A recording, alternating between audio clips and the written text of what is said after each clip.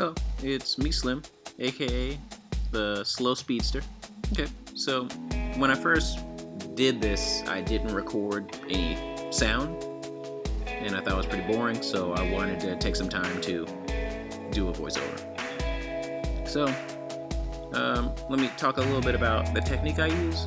Usually what I do is traditionally do the art, so it's, pen and paper, and then I scan it in my computer, and then bring it in Photoshop for my coloring.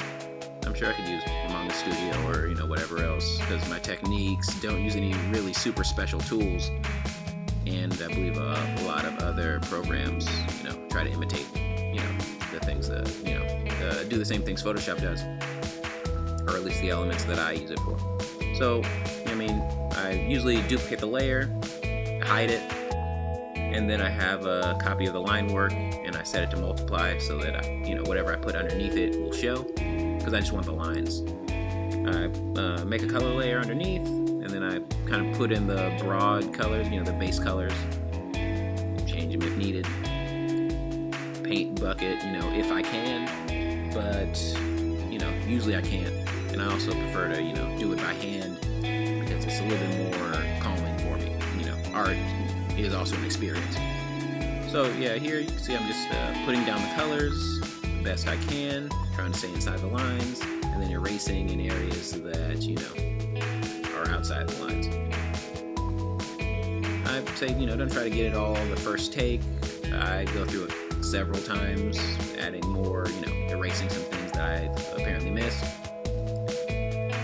Also, remember, name your layers so that way you can move through them a little bit easier.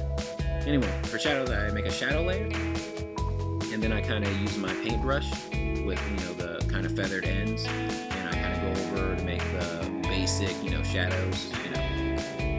I choose a point where the light's coming from, and then I shade in the opposite, on the figure. And then I go in with my eraser, or just sometimes just white paint, because I set it to multiply. And it will just, lighten up, add those highlights to the shadow where you need to be.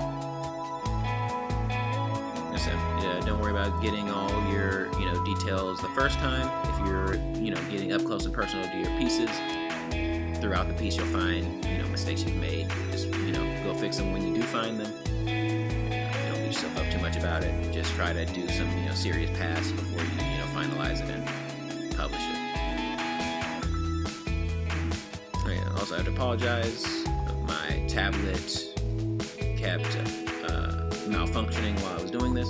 I think the combination of my tablet being used, Photoshop being on, and then me also recording it slowed down my computer too much. So there were certain times where it just would shut down on me. So actually, I don't think we're gonna be able to finish this video. I believe I just kind of put down this. I think I get like 95% of the way done, and then the video stops. Anyway, adding details, going through, making light. What I do is I use a white paintbrush, and then I use it, set it to overlay, and all it does is kind of just brighten up the color behind it. And then I said you use your, go in there and erase the areas that it doesn't need to be on.